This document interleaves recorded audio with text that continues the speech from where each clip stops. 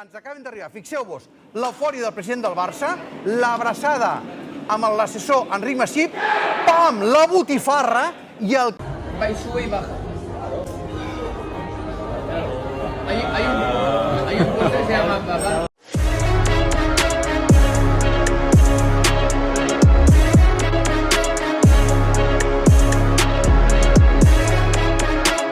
Hello everybody, welcome back to the channel. So in today's video, we are going to be talking about the match between FC Barcelona and Athletic Bilbao. Barcelona have been able to go to the final for the Spanish Super Cup by defeating Athletic Bilbao 2-0 with a goal coming from Gavi and a goal coming from Lamine Yamal. FC Barcelona have done it, right? We're in the final, and that means that we're going to be playing a total of 3 matches next week. One is going to be the Super Cup final on Sunday, then we will play Real Betis for the round of 16 on Wednesday, and then we do have another match on Saturday for a league match against Getafe. So it is going to be a very busy schedule. The last time Barcelona had to face a busy schedule like this, where we had to play 3 matches in 7 days, was back when Barcelona had to go against Sevilla, Real Madrid, and Bayern Munich. So what we are going to be doing in this video is speak about exactly what did happen in this game from minute to minute. But before we go into that, I also want to explain that Dani Olmo and Pau Victor are going to be temporarily registered. It says here that the Spanish Sports Court has granted FC Barcelona temporary registration for players Dani Olmo and Pau Victor, allowing them to participate in the Spanish Super Cup final. This ruling came after Barcelona appealed against La Liga's registration restrictions. Although the players were not confirmed in the starting lineup tonight for the match against Athletic Bilbao, it was all due to timing of the license activation, but they will be there for the final against Athletic Bilbao. So we do have the temporary registration of the 2 players. We have Barcelona going to the final. Everything is going well for the club, and it is a good time for us to unite. So let's talk about the game, right? Going into the first half, we immediately saw Barcelona dominate, right? Athletic Bilbao had no possession of the ball. We saw a cross coming from Jules Koundé. Rafinha did touch the ball, but the shot went wide on the 3rd minute. We move on towards the 9th minute, where Barcelona won a free kick. Rafinha made a curl shot into the bottom left corner. It was a big chance because the goalkeeper had to block the shot from Rafinha. We move on towards the 16th minute, and this is where we got the first goal for Barcelona. Gavi scores with his left foot after we saw Rafinha win the ball from Athletic Bilbao. Pedri carries the ball a little forward, passes it towards Alejandro Balde. Balde goes down the line, and he makes a cross straight into the box. I thought it was going to go to Lamine Yamal, who was open on the far right, but then Alejandro Balde found the better alternative by giving it to Gavi, and Gavi scores the first goal, making it 1-0. Gavi really is the Super Cup king, because the last time Gavi had an effect like this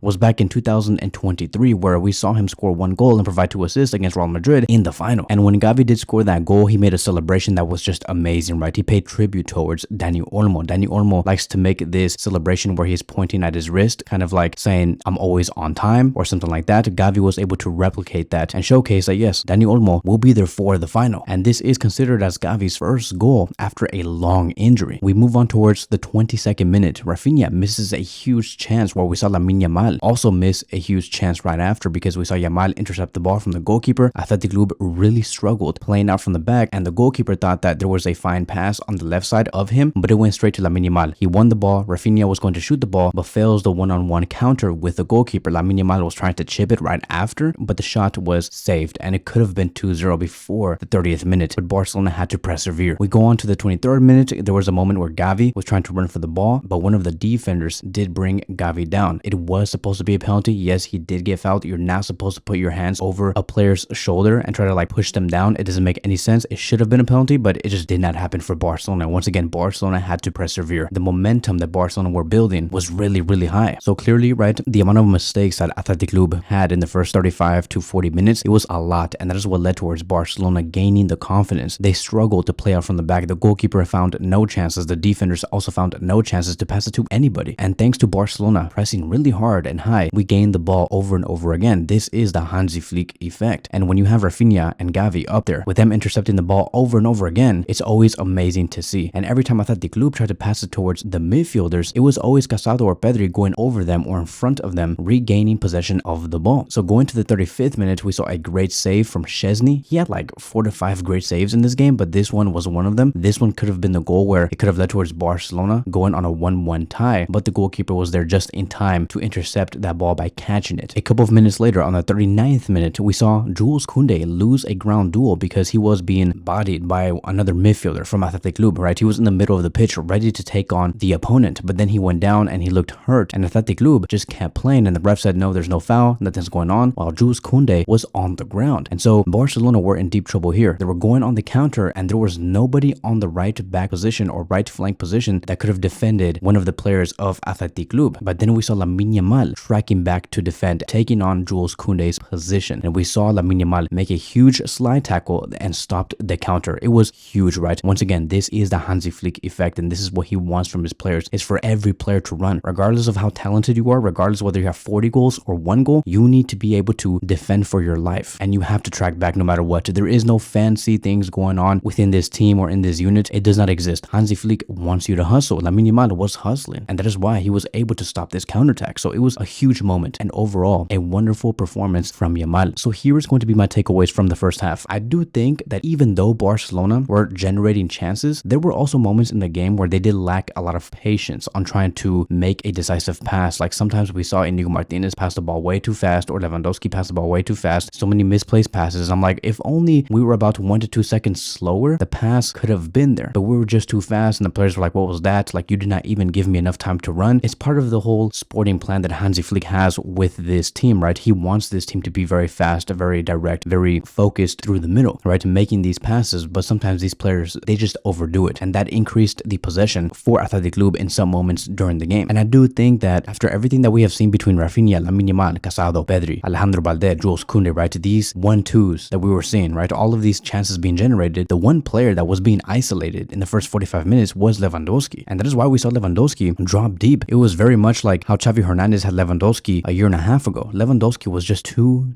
deep into the pitch because he could not find any balls from anybody. And it was not a bad thing. Like when you see Lamine Yamal and Jules Koundé working together, or you see Rafinha and Balde working very well together, like why even complain about Lewandowski? And here are going to be the top stats for FC Barcelona in the first half. 53% of the possession, 7 total shots, 4 shots on target, 4 big chances, and 3 big chances missed. We move on towards the second half, and on the 49th minute, Rafinha got denied by Seaman. It was not a great effort from the Brazilian. He was trying to cut inside from the left flank, but it was a poor shot with his right foot, right? There was like a huge long ball towards him, and it was on once again another 1v1 situation with the goalkeeper, but he failed. This was twice in the game where he failed to be clinical, and we know that Rafinha can do much better because we have seen it against Bayern Munich. We know the type of Rafinha he is. Like, he is somebody who can be clinical, he can score goals. It was almost the exact same type of gameplay that we saw in the match against Bayern Munich, but this time Rafinha in the match against Athletic Club, he failed. On the 53rd minute, we saw the second goal for Barcelona, and Gavi gave the assist for tonight. Lamine Yamal was the one that scored. So Gavi in this match ended up scoring 1 goal and provided 1 assist. It's crazy to see how this goal even played out, because right before Lamine Yamal scored the second goal, we saw Lamine Yamal try to dribble through some of the defenders, but he got tackled and he was on the floor asking for a foul, and the ref said no, there's nothing. And Athletic Club were about to go on the counter yet again, but then Pedri ended up receiving the ball, or I believe it was Casado, and they forced an opportunity for themselves, and they saw that Athletic Club were not in good shape because they have just lost the ball, and so they went for a direct pass to Gavi. Gavi yet again made a direct pass to Lamine Yamal, and that is how Barcelona were able to capitalize off of Athletic Club's error and because of their poor defensive shape. And I just loved everything about this goal because they forced it, right? They forced this goal when things were not going out well for them in the second half. They just played very fast, and they said, okay, if you're not going to call Lamine Yamal's foul when he went to the ground, we're going to force a goal ourselves. And Yamal responded and placed Barcelona 2-0 up, and the goal was beautiful. He shot with his left foot and into the top right corner. And let's not normalize how Gavi has returned from such a serious injury after 12 months without playing, and he's doing things like this. This guy is a monster, and let's start normalizing Gavi as a 10, because I do think that him as a central attacking midfielder, he is very responsible, very enthusiastic, high energy, and he brings the final third passes and the key passes. And I think that Hansi Flick saw Gavi as a left winger about a year and a half ago. He saw what he could do against Real Madrid, and he saw that Gavi has the capabilities to bring great passing qualities and has the eye to find a player. So he's like, you know what? You don't deserve to play as a CDM. You need to be placed up higher because you know how to find players. Your passes are very clinical, very sharp, and I want you to play as a number 10. And so to me, based off what we have been seeing from Gavi so far, because he intercepts, because he has high energy, because he wins the ball, because he is so aggressive, and because he can find the key passes, Gavi is a very reliable number 10, and I want to continue to see him start in the 11 and try to fight for a spot against